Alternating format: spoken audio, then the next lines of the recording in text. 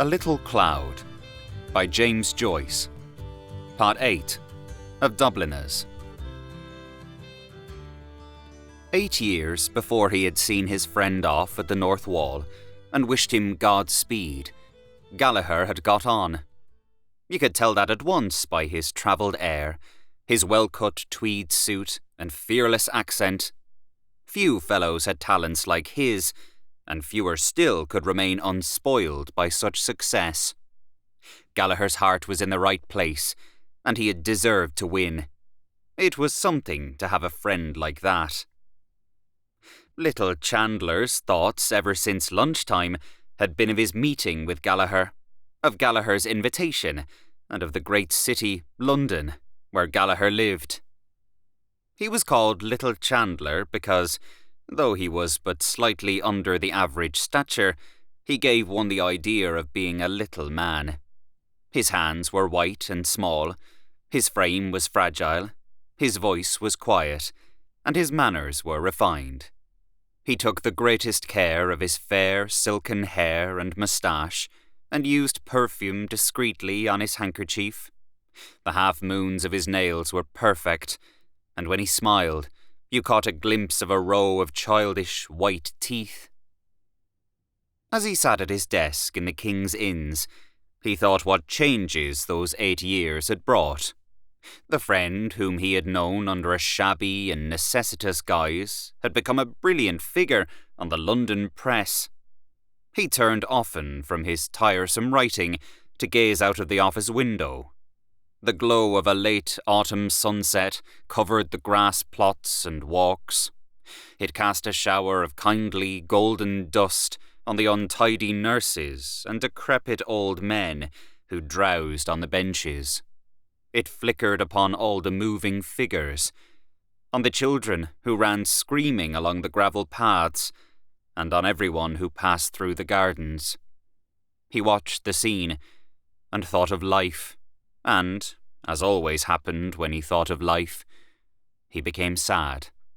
A gentle melancholy took possession of him. He felt how useless it was to struggle against fortune, this being the burden of wisdom which the ages had bequeathed to him. He remembered the books of poetry upon his shelves at home. He had bought them in his bachelor days, and many an evening, as he sat in the little room off the hall, he had been tempted to take one down from the bookshelf and read out something to his wife. But shyness had always held him back, and so the books had remained on their shelves. At times, he repeated lines to himself, and this consoled him. When his hour had struck, he stood up and took leave of his desk and of his fellow clerks punctiliously. He emerged from under the feudal arch of the King's Inns, a neat, modest figure, and walked swiftly down Henrietta Street. The golden sunset was waning, and the air had grown sharp. A horde of grimy children populated the street. They stood or ran in the roadway, or crawled up the steps before the gaping doors, or squatted like mice upon the thresholds. Little Chandler gave them no thought. He picked his way deftly through all that minute, vermin-like life, and under the shadow of the gaunt, spectral mansions in which the old nobility of Dublin had roistered. No memory of the past touched him, for his mind was full of a present joy. He had never been in Corless's, but he knew the value of the name. He knew that people went there after the theatre to eat oysters and drink liqueurs, and he had heard that the waiters there spoke French and German. Walking swiftly by at night, he had seen cabs drawn up before the door, and richly dressed ladies, escorted by cavaliers, alight and enter quickly. They wore noisy dresses and many wraps. Their faces were powdered, and they caught up their dresses when they touched earth, like alarmed Atalantas. He had always passed without turning his head to look. It was his habit to walk swiftly in the street, even by day, and whenever he found himself in the city late at night, he hurried on his way apprehensively and excitedly. Sometimes, however, He courted the causes of his fear. He chose the darkest and narrowest streets, and as he walked boldly forward, the silence that was spread about his footsteps troubled him. The wandering silent figures troubled him, and at times a sound of low, fugitive laughter made him tremble like a leaf. He turned to the right, towards Capel Street. Ignatius Gallagher on the London press. Who would have thought it possible 8 years before? Still, now that he reviewed the past, little Chandler could remember many signs of future greatness in his friend. People used to say that Ignatius Gallagher was wild. Of course, he did mix with a rakish set of fellows at that time, drank freely and borrowed money on all sides. In the end, he had got mixed up in some shady affair, some money transaction. At least, that was one version of his flight. But nobody denied him talent. There was always a certain something in Ignatius Gallagher that impressed you in spite of yourself. Even when he was out at elbows and at his wits' end for money, he kept up a bold face. Little Chandler remembered, and the remembrance brought a slight flush of pride to his cheek, one of Ignatius Gallagher's sayings when he was in a tight corner. "Half time now, boys," he used to say, light-heartedly. "Where's my considering cap?" That was Ignatius Gallagher all out, and damn it, you couldn't but admire him for it. Little Chandler quickened his pace.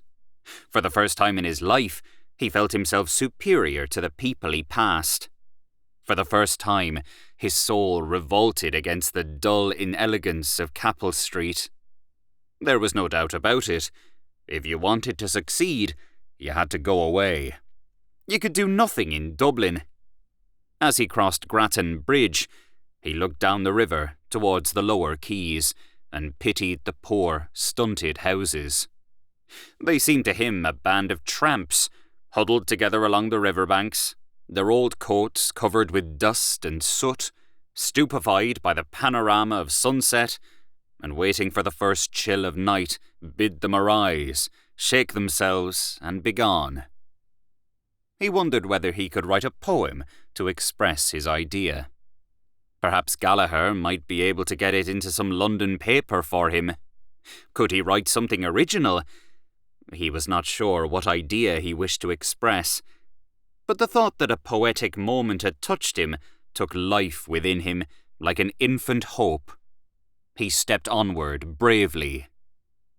Every step brought him nearer to London, farther from his own sober, inartistic life.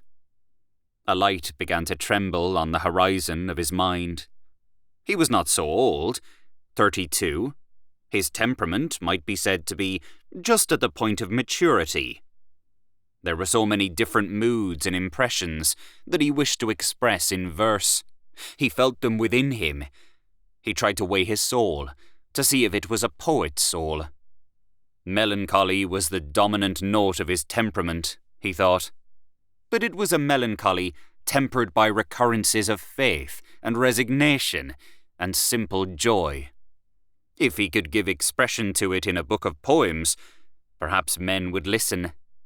He would never be popular, he saw that. He could not sway the crowd, but he might appeal to a little circle of kindred minds.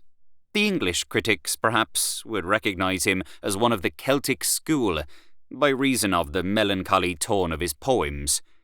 Besides that, he would put in allusions. He began to invent sentences and phrases from the notice which his book would get. Mr. Chandler has the gift of easy and graceful verse. A wistful sadness pervades these poems. The Celtic note. It was a pity his name was not more Irish-looking. Perhaps it would be better to insert his mother's name before the surname, Thomas Malone Chandler, or better still, T. Malone Chandler. He would speak to Gallagher about it. He pursued his reverie so ardently that he passed his street and had to turn back. As he came near Corless's, his former agitation began to overmaster him, and he halted before the door in indecision. Finally, he opened the door and entered. The light and noise of the bar held him at the doorways for a few moments. He looked about him, but his sight was confused by the shining of many red and green wine glasses. The bar seemed to him to be full of people, and he felt that the people were observing him curiously. He glanced quickly to right and left, frowning slightly to make his errand appear serious. But when his sight cleared a little, he saw that nobody had turned to look at him. And there, sure enough, was Ignatius Gallagher, leaning with his back against the counter and his feet planted far apart. "Hello, Tommy, old hero. Here you are. What is it to be? What will you have? I'm taking whiskey. Better stuff than we get across the water. Soda? Lithia? No mineral? I'm the same. Spoils the flavour. Here, garçon, bring us 2 halves of malt whiskey like a good fellow. Well, and how have you been pulling along since I saw you last? Dear God, how old we're getting. Do you see any signs of ageing in me? What? A little grey and thin on the top, what?" Ignatius Gallagher took off his hat and displayed a large, closely cropped head. His face was heavy, pale and clean-shaven.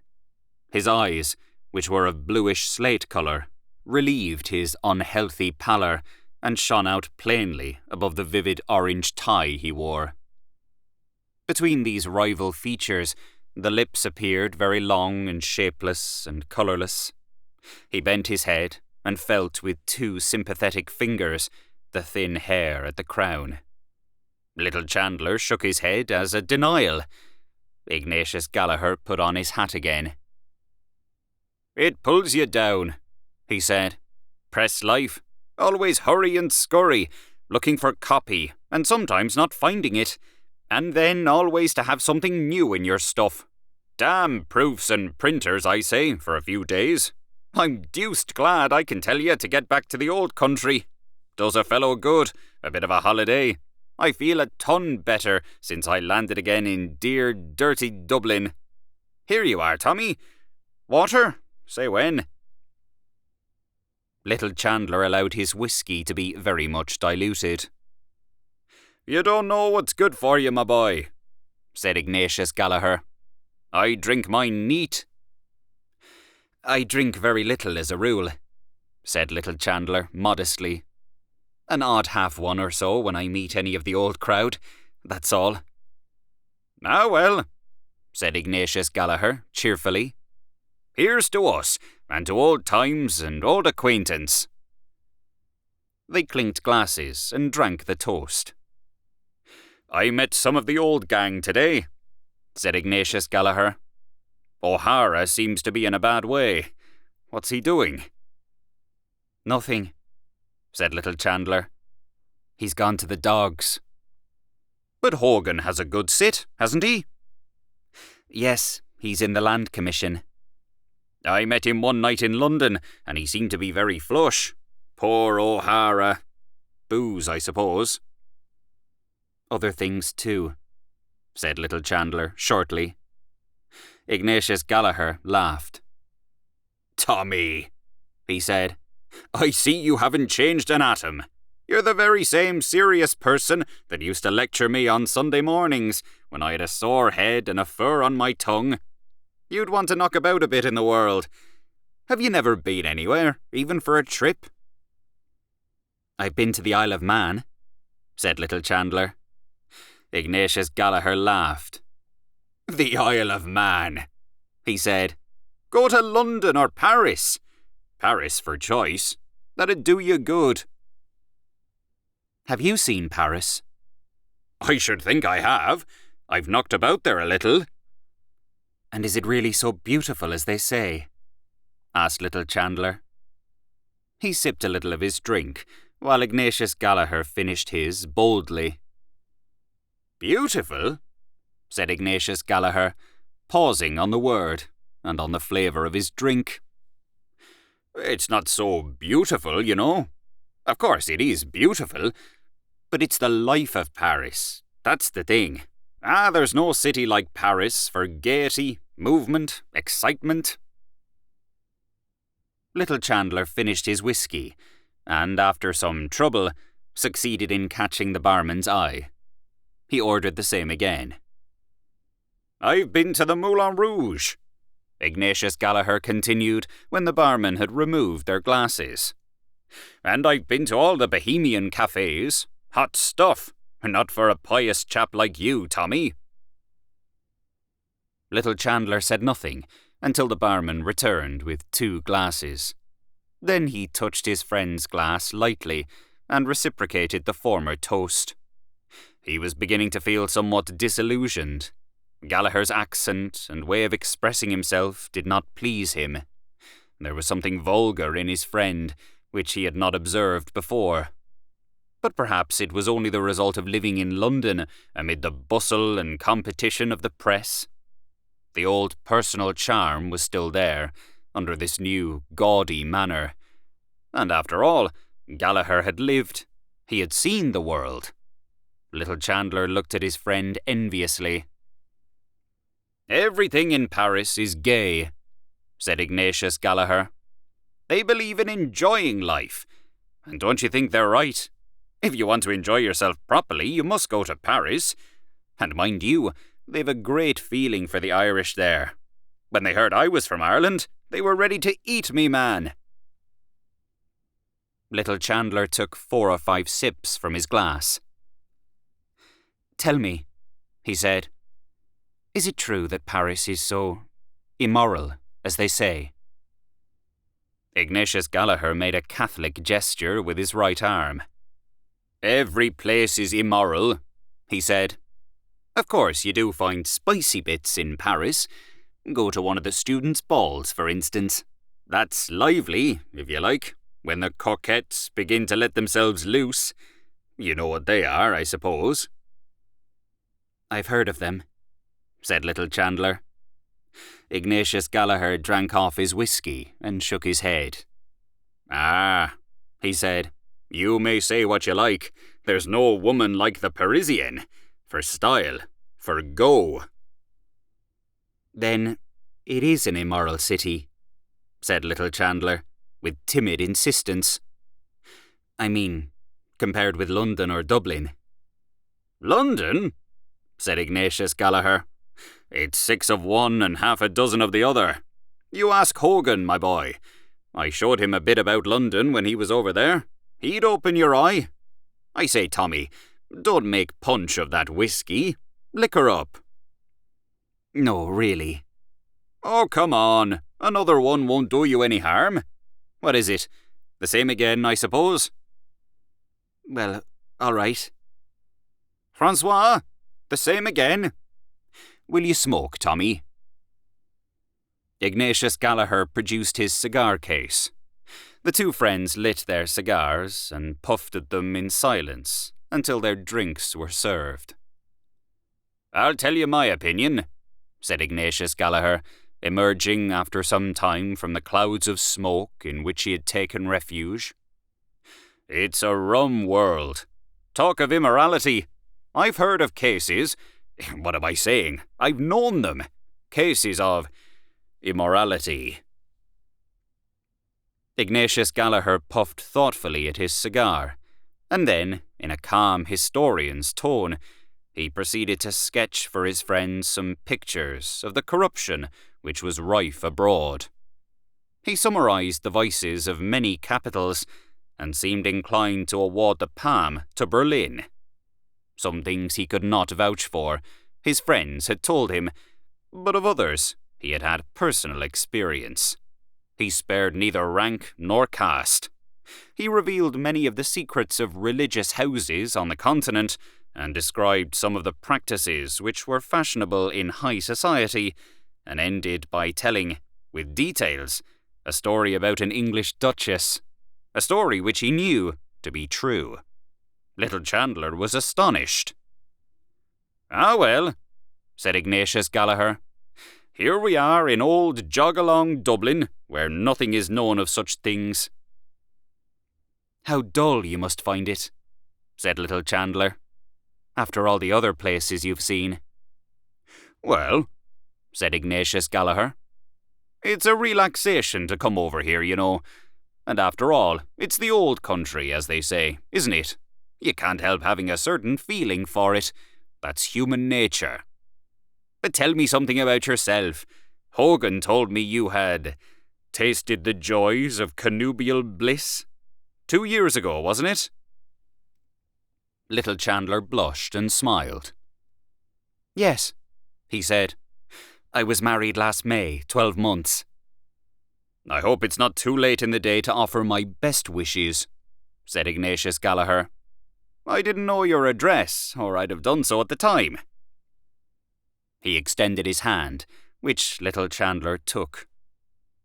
"Well, Tommy," he said, "I wish you and yours every joy in life, old chap, and tons of money, and may you never die till I shoot you. And that's the wish of a sincere friend, an old friend. You know that." "I know that," said little Chandler. "Any youngsters?" said Ignatius Gallagher. Little Chandler blushed again. "We have one child," he said. "Son or daughter?" "A little boy." Ignatius Gallagher slapped his friend sonorously on the back. "Bravo," he said. "I wouldn't doubt you, Tommy." Little Chandler smiled, looked confusedly at his glass, and bit his lower lip with 3 childishly white front teeth. "I hope you'll spend an evening with us," he said, "before you go back. My wife will be delighted to meet you.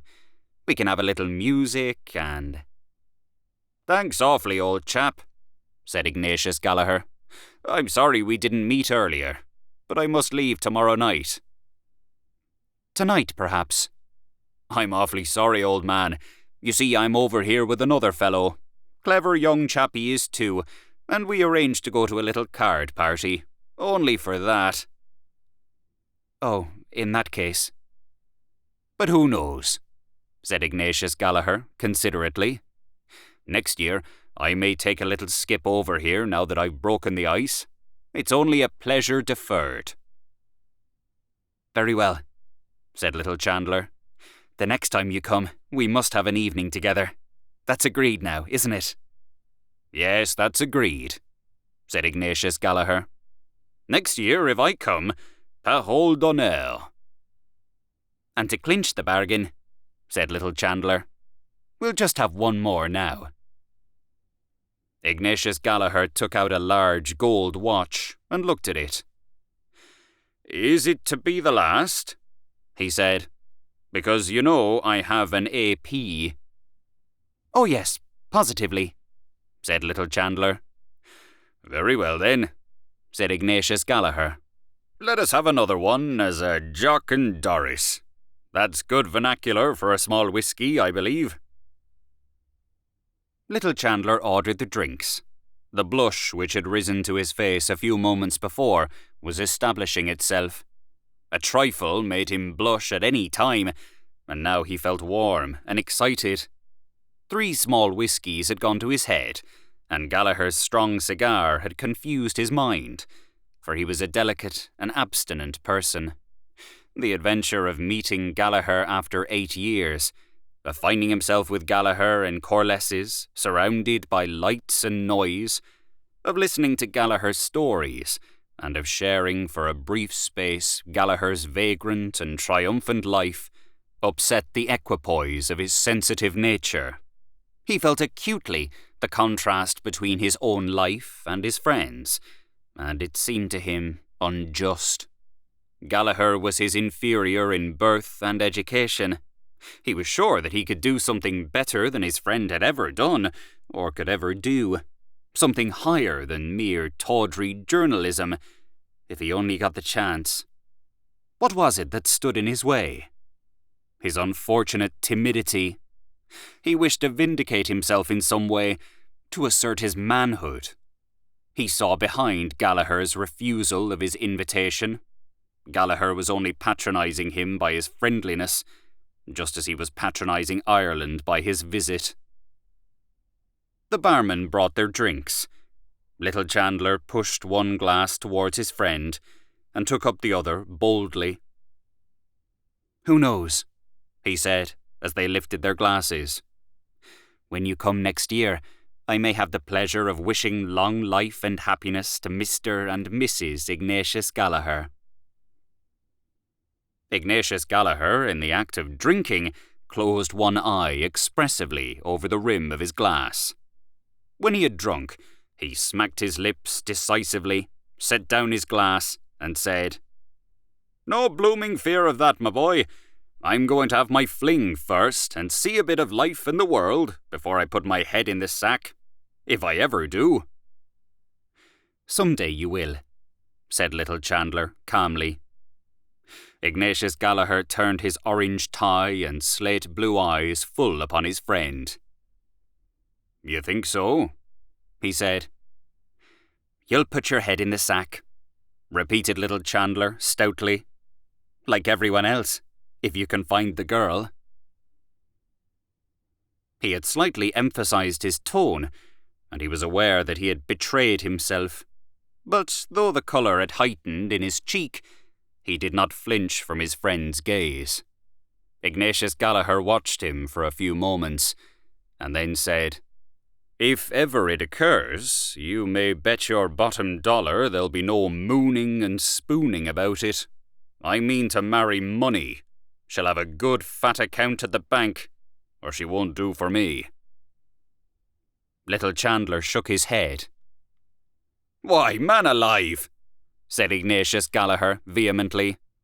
"Do you know what it is? I've only to say the word, and tomorrow I can have the woman and the cash. You don't believe it? Well, I know it. There are hundreds, what am I saying, thousands of rich Germans and Jews rotten with money that'd only be too glad. You wait a while, my boy. See if I don't play my cards properly. When I go about a thing, I mean business, I tell you. You just wait." He tossed his glass to his mouth, finished his drink, and laughed loudly.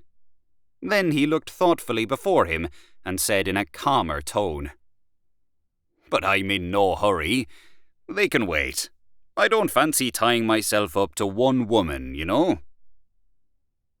He imitated with his mouth the act of tasting and made a wry face. "Must get a bit stale, I should think," he said. Little Chandler sat in the room off the hall, holding a child in his arms. To save money, they kept no servant, but Annie's young sister Monica came for an hour or so in the morning and an hour or so in the evening to help. But Monica had gone home long ago. It was 9:15. Little Chandler had come home late for tea, and, moreover, he had forgotten to bring Annie home the parcel of coffee from Bewley's. Of course, she was in a bad humour, and gave him short answers. She said she would do without any tea, but when it came near the time at which the shop at the corner closed, she decided to go out herself for 1/4 pound of tea and 2 pounds of sugar. She put the sleeping child deftly in his arms and said, "Here, don't waken him." A little lamp with a white china shade stood upon the table, and its light fell over a photograph which was enclosed in a frame of crumpled horn. It was Annie's photograph. Little Chandler looked at it, pausing at the thin, tight lips. She wore the pale blue summer blouse which he had brought her home as a present one Saturday. It had cost him 10 and 11 pence. But what an agony of nervousness it had cost him. How he had suffered that day, waiting at the shop door until the shop was empty, standing at the counter and trying to appear at his ease while the girl piled ladies' blouses before him, paying at the desk and forgetting to take up the odd penny of his change, being called back by the cashier, and finally striving to hide his blushes as he left the shop by examining the parcel to see if it was securely tied.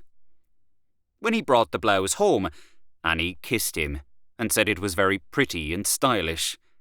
But when she heard the price, she threw the blouse on the table and said it was a regular swindle to charge 10 and 11 pence for it.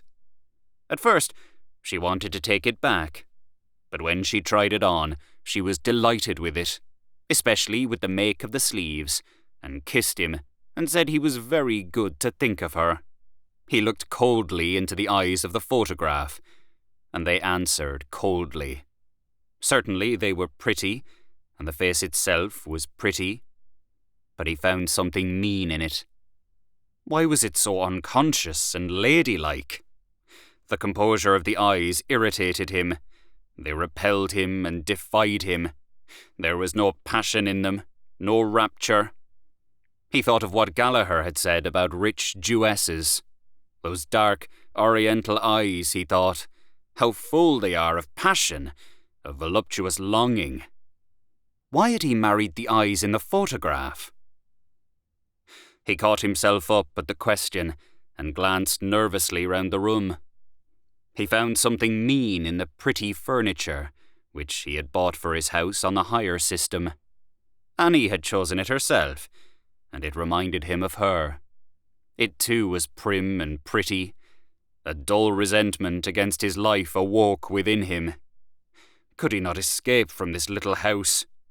Was it too late for him to try to live bravely like Gallagher? Could he go to London? There was the furniture still to be paid for. If he could only write a book and get it published, that might open the way for him.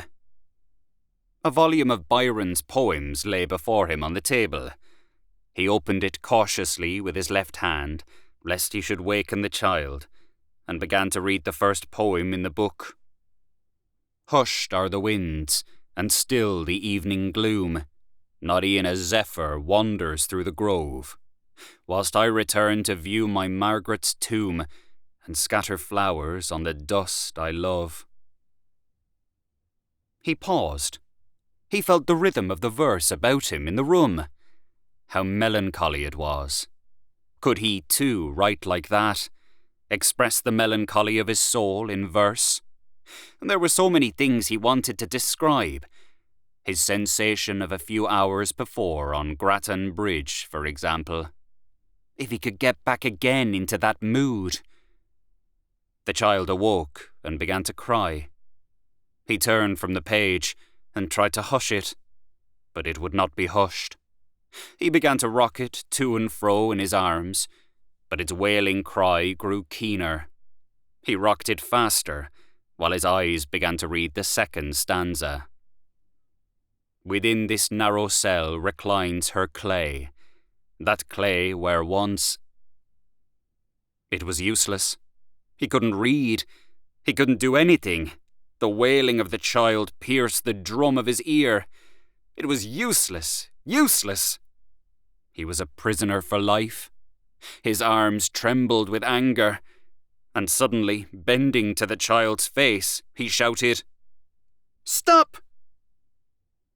The child stopped for an instant, had a spasm of fright, and began to scream. He jumped up from his chair and walked hastily up and down the room with the child in his arms. It began to sob piteously, losing its breath for 4 or 5 seconds, and then bursting out anew. The thin walls of the room echoed the sound. He tried to soothe it, but it sobbed more convulsively. He looked at the contracted and quivering face of the child and began to be alarmed. He counted 7 sobs without a break between them and caught the child to his breast in fright. If it died... The door was burst open, and a young woman ran in, panting. "What is it? What is it?" she cried. The child, hearing its mother's voice, broke out into a paroxysm of sobbing. "It's nothing, Annie. It's nothing." He began to cry. She flung her parcels on the floor and snatched the child from him. "What have you done to him?" she cried, glaring into his face. Little Chandler sustained for one moment the gaze of her eyes, and his heart closed together as he met the hatred in them. He began to stammer. "It's nothing. He began to cry. I didn't do anything. What?" Giving no heed to him, she began to walk up and down the room, clasping the child tightly in her arms and murmuring, My little Manny. Was you frightened, love? There now, love, there now. Lambavan, Mamma's little lamb of the world, there now." Little Chandler felt his cheeks suffused with shame, and he stood back out of the lamplight. He listened, while the paroxysm of the child's sobbing grew less and less, and tears of remorse started to his eyes.